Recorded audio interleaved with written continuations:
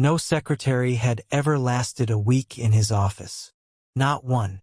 Not even the seasoned professionals who had walked through the towering glass doors of his skyscraper, wearing tailored suits and expressions of false confidence. They came in with resumes thicker than novels, polished smiles, and a belief that they could handle anything. They left in less than 7 days, quietly defeated, swallowed by the aura of the man who ruled the city's financial empire from his wheelchair throne. The rumors were endless. Some said he was a tyrant with a mind sharper than any blade.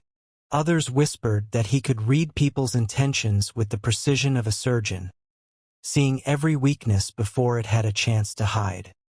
He didn't need to speak to command respect. The mere presence of Adrian Blackwell, billionaire, brilliant, and confined to a wheelchair after an accident years ago, made the room hold its breath. And yet, every secretary who came left behind their pride, a small fracture in their confidence, and often a bruised ego they didn't know how to explain. Adrian's office was the pinnacle of minimalist luxury. Floor-to-ceiling windows stretched across the northern wall, letting in the city's heartbeat.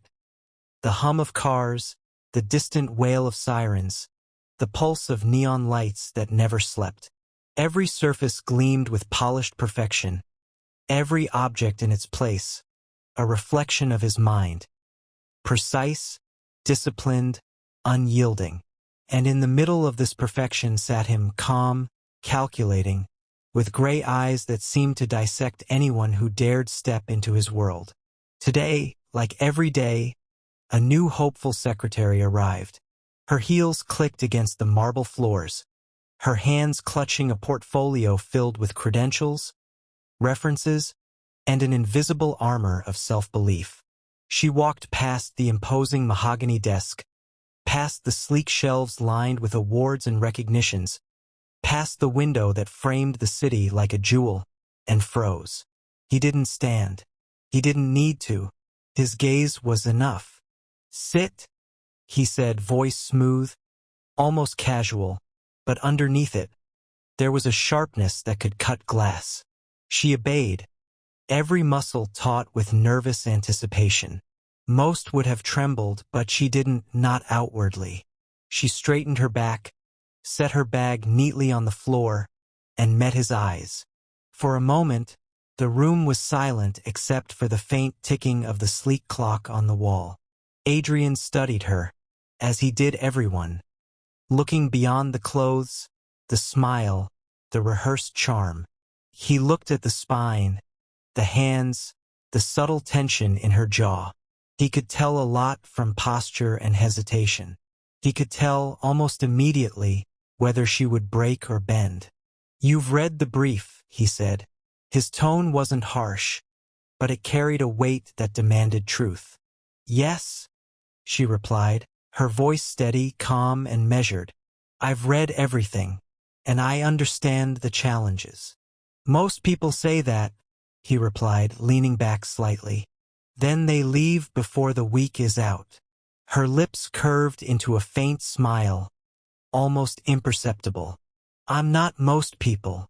Adrian tilted his head slightly, intrigued. This was new. Confidence that wasn't arrogance. Calm that wasn't fear.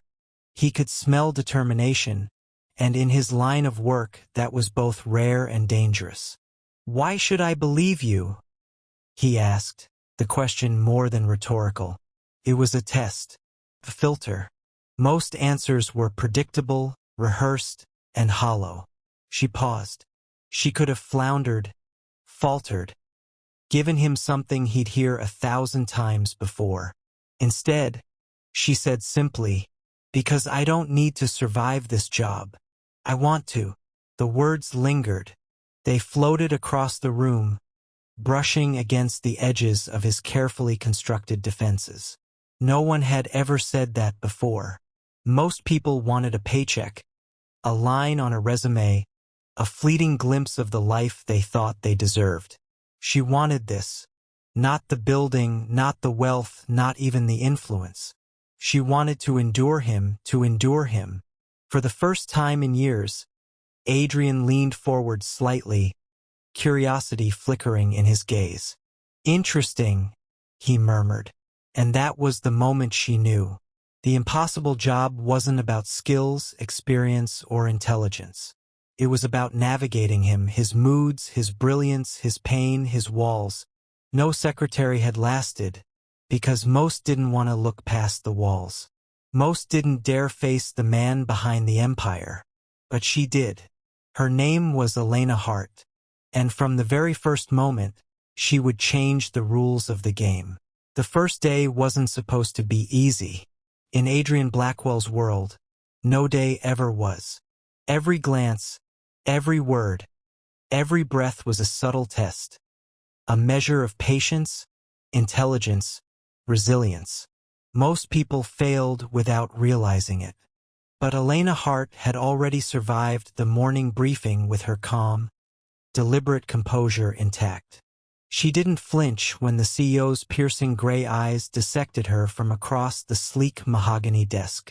She didn't stumble when he interrupted her mid-sentence, or when he asked questions that no one could answer fully without revealing the flaws in their thinking.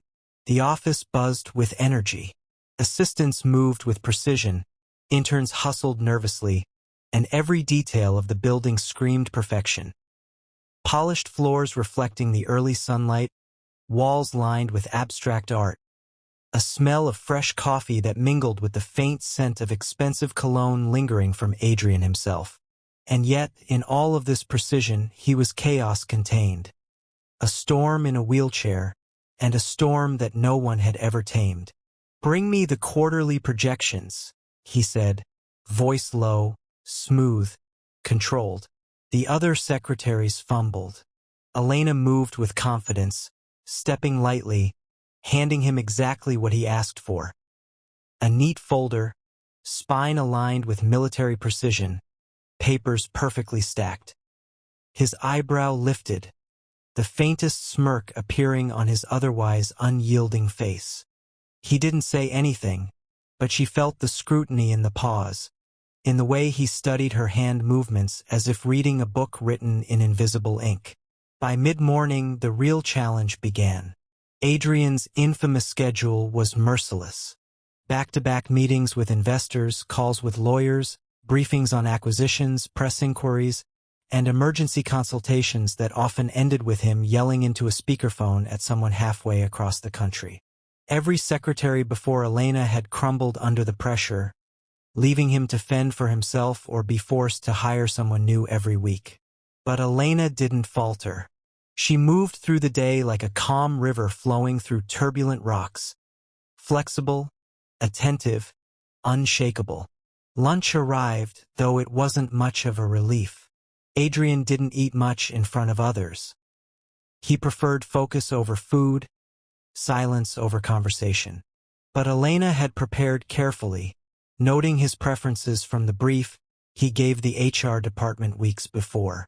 She set the tray with precision grilled salmon, steamed vegetables, a hint of lemon. Everything balanced for a diet that was as strict as his mind. She placed it to his left, exactly where he could reach it without strain. "You prepared this yourself?" he asked, tone flat but with a curiosity that betrayed a trace of amusement. "Yes," she replied, meeting his eyes. "I thought it might save you a minute.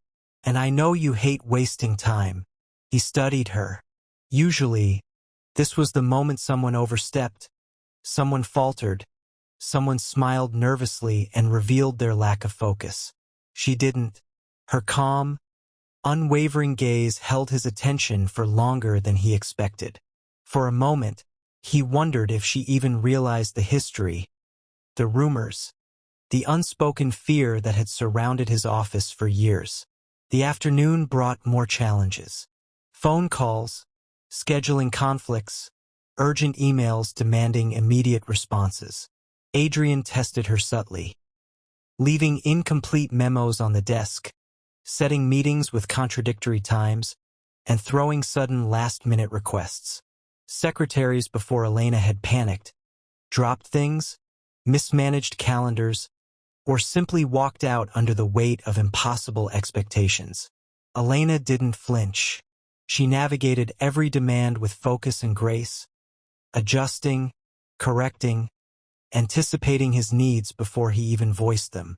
By the time the sun began to dip behind the skyscrapers, Adrian's day was only halfway done, but she was still standing, still composed, still moving with quiet efficiency. And for the first time in years, he felt something unfamiliar. A spark of curiosity, tinged with cautious admiration. It wasn't just that she could handle the workload. It was that she didn't bend to fear. She didn't flinch at his reputation. She wasn't intimidated by the wheelchair, the empire, the power. Most people saw the chair first and assumed weakness.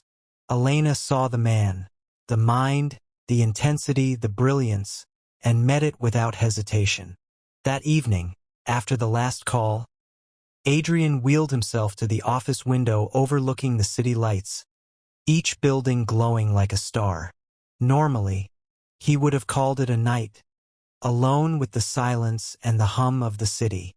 But tonight, he found himself thinking about Elena, her calm efficiency, the small confident gestures, the way she had moved through the chaos like she owned it. And then came the unexpected. She knocked softly at the door.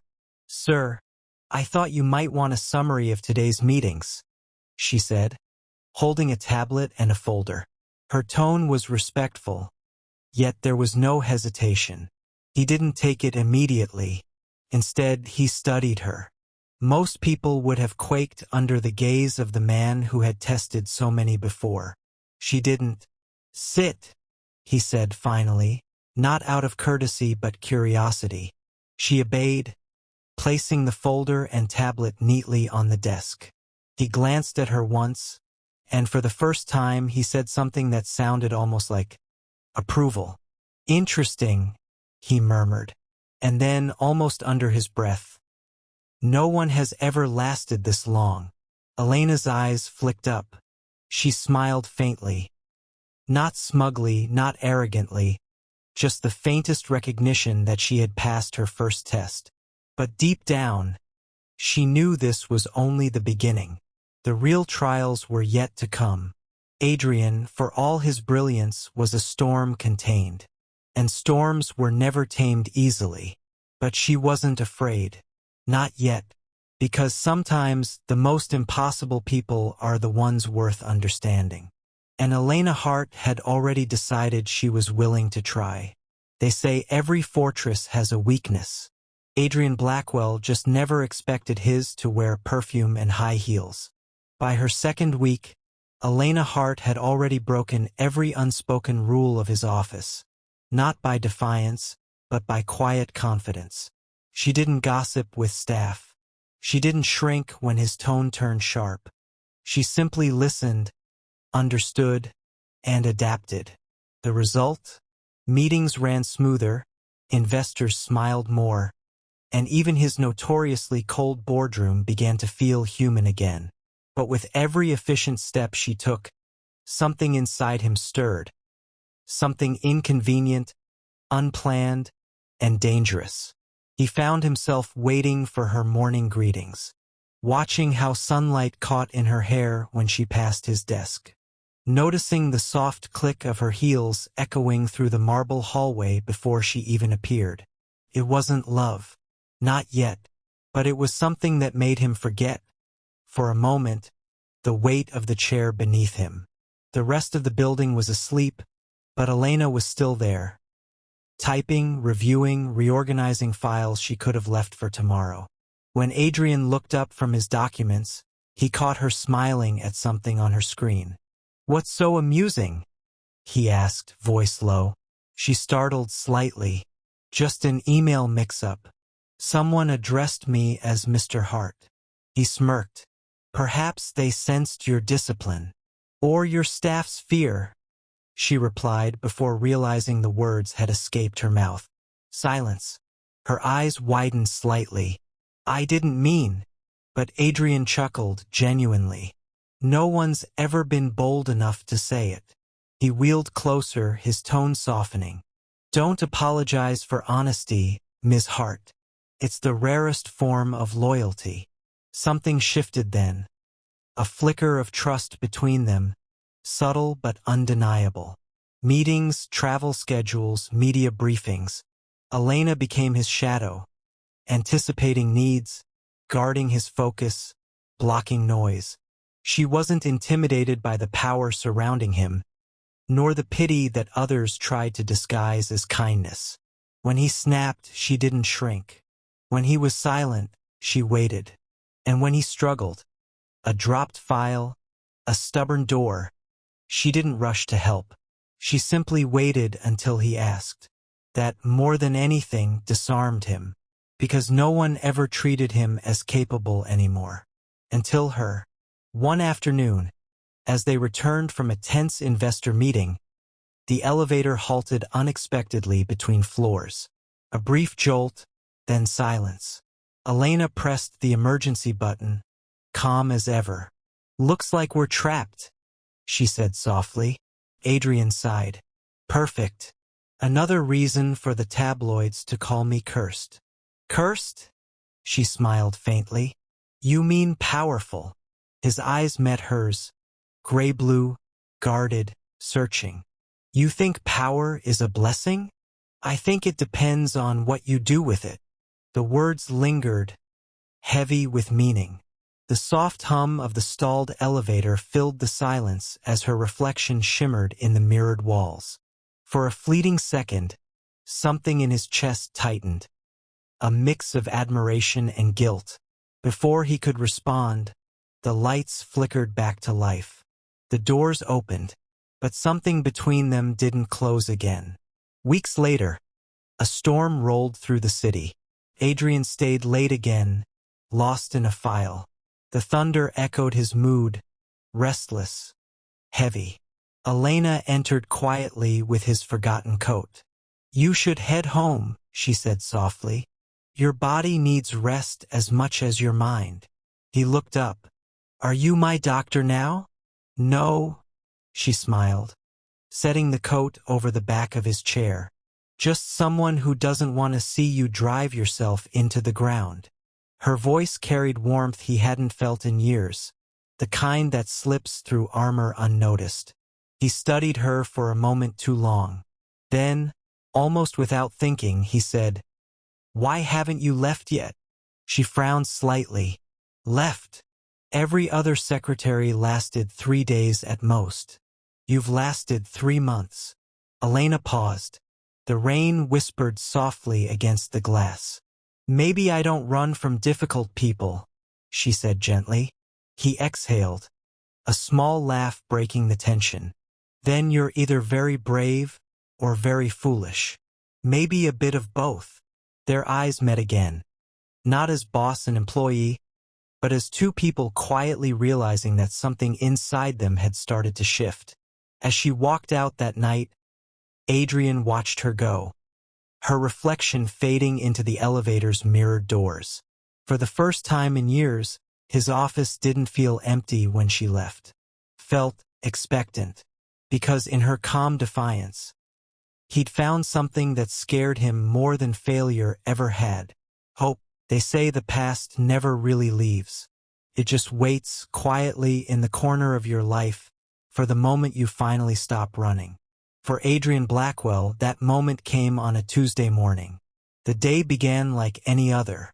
Meetings, reports, Elena's calm voice cutting through the chaos like sunlight through fog, until a delivery arrived. A small brown envelope. No return address. Just his name written in familiar handwriting. He opened it, and inside there it was, a single photograph. A woman, dark hair, green eyes, smiling beside a wheelchair that looked painfully familiar. On the back, in neat cursive letters, it read, Did you ever tell her about me? The world around him blurred. That smile belonged to Claire, his ex-fiancée. The woman who had left after his accident. The woman who had promised to stay, and didn't. Elena noticed the change instantly. The way he stopped talking mid-sentence. The way his fingers trembled slightly as he folded the photo and tucked it away. But she said nothing. Not at first. Because she'd learned. Sometimes, silence is kinder than curiosity. Later that evening, as the office emptied, she finally approached. "Rough day?" she asked softly. He didn't look up. "Something like that." She smiled faintly. "You don't have to tell me, but you can." For a moment he almost did. Almost told her about the car crash, the surgeries, the woman who swore she'd love him through anything, until anything became a wheelchair. But instead, he just said, "It's nothing. Go home, Ms. Hart." She didn't push. She just nodded and left him to his ghosts. That night he couldn't sleep. The photo burned in his thoughts. So he poured whiskey, turned on the old record player, and let the music fill the silence, until he heard a knock at the door. It was Elena, rain dripping from her coat, eyes full of concern. "I forgot to drop the new contract off," she said quickly. A lie. He knew it. She knew it. He stared at her for a long moment before sighing. "You shouldn't be here. Maybe," she whispered. "But I'm tired of watching you drown quietly." Her words hit harder than she realized. Living room, soft rain outside, fireplace flickering. He handed her the photo. "This was Claire," he said simply. "We were engaged before the accident. She left 3 days after the surgery." Elena studied the picture, then looked up. "I'm sorry." He shook his head. "Don't be. She did what most people would." "No," Elena said gently. "She did what weak people do." Their eyes met, and something inside him broke. The walls, the distance, the years of bitterness, all cracked in that moment. "Why do you care so much?" he whispered. "Because," she said, voice trembling, "I know what it's like to lose everything and still have to pretend you're fine." Silence. Heavy. Electric. Then, without meaning to, he reached for her hand. Her fingers didn't pull away. For a moment, there was no wheelchair, no scars, no past. Just two souls broken, but breathing the same truth. But just as quickly as it happened, it ended. A phone buzzed. Elena pulled her hand back, heart racing. The caller ID flashed on Adrian's phone screen. Claire. She was back. Hospital hallway, days later. Claire returned not as a ghost, but as a patient. Cancer. Late stage. No family left. Her letter had been a warning, a plea to see him before it was too late. Elena stood by his side when she arrived, hiding her unease behind professionalism. Claire smiled faintly from her hospital bed. "You look well, Adrian. I see you found someone better." He didn't answer, but Elena did. "She's not better," she said softly. "Just someone who didn't leave." The room went silent. Claire turned her gaze to Adrian. "So, that's what loyalty looks like?" He swallowed hard. "That's what love looks like." Tears filled her eyes. "Then I'm glad you found it." She passed 2 nights later, peacefully, forgiven. Weeks later, at the office balcony, sunset casting gold through the glass. Elena joined him there, quiet as always. "You okay?" she asked. He nodded slowly. "For the first time in years, I think so." She smiled faintly. "Then maybe it's time you start living again." He turned toward her. "And what if I already am?" The air between them thickened. Neither spoke. The city buzzed below, unaware that something unspoken had just shifted forever. But just when it felt like they'd found peace, fate twisted the story once more. That evening, as they walked toward the elevator, a man stepped out, holding a folder marked Blackwell Holdings Confidential. He smirked at Elena. "Long time no see, Ms. Hart." Adrian's expression darkened. "You know him?" She froze, then whispered, almost trembling, His name's Daniel. He's my brother. And he's the reason your company's been under investigation. Because sometimes, betrayal doesn't come from the past. Sometimes it walks right in wearing the same face as the person you love. They say every love story has a breaking point, that moment when truth collides with trust. And only one survives. For Adrian and Elena, that moment arrived in a single heartbeat. The name Daniel Hart echoed through the marble lobby like a curse. Her brother, her secret, the one thread she'd hoped would never unravel. He looked at her, not with anger at first, but with confusion, a quiet, shaking disbelief that hurt more than rage ever could. "Tell me this isn't true," he said finally. But the silence that followed was answer enough. Her brother had once worked for Blackwell Holdings. Before the accident, before the company turned its focus from technology to medical robotics. Daniel believed Adrian's invention, the self-stabilizing wheelchair, had been built using stolen designs.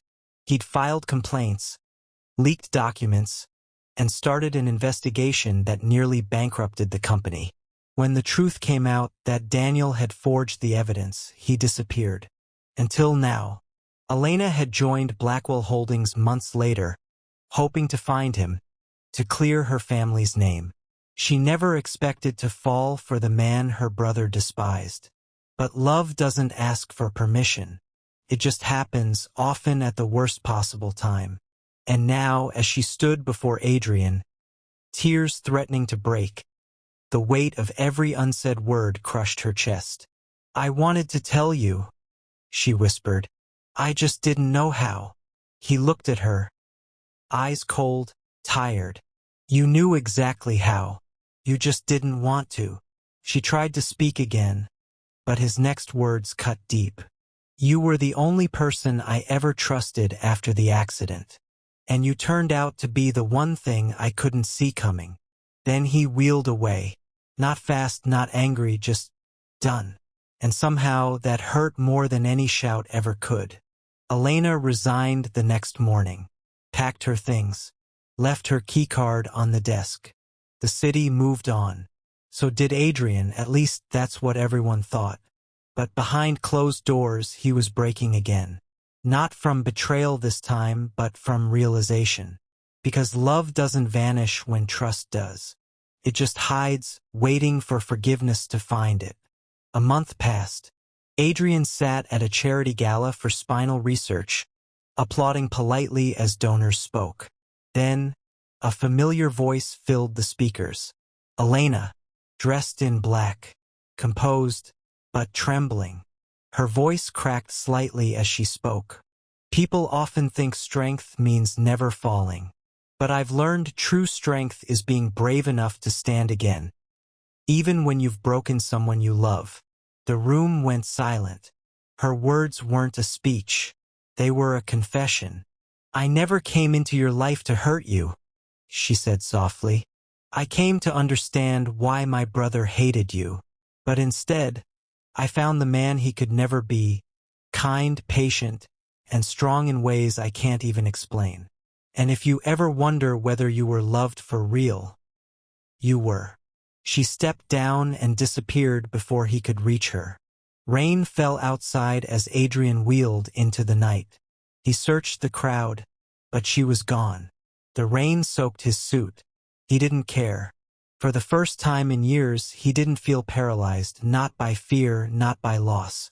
He turned toward the empty street and whispered, "Come back, Elena. Please." Days turned into weeks. Seasons changed. The company thrived again under his leadership, but the space beside him stayed empty. Until one morning, a knock on the door.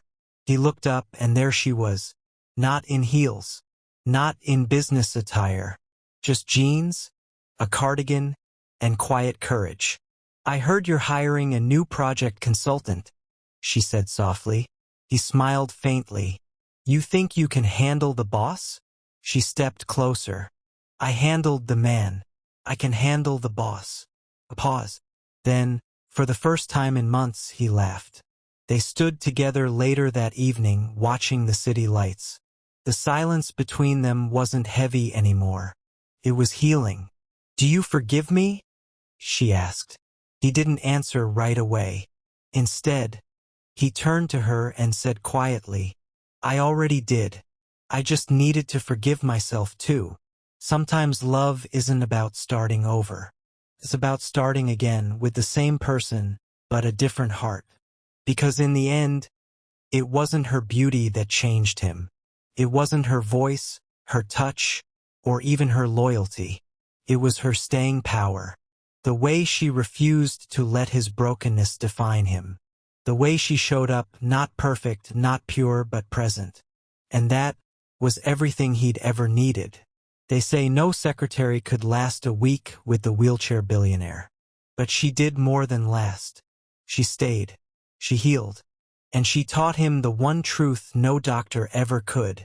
That sometimes, love doesn't fix you. Frees you. If you were moved by this story, make sure to subscribe to Echoes of Reality, where love, pain, and destiny are never just stories. They're reflections of us all.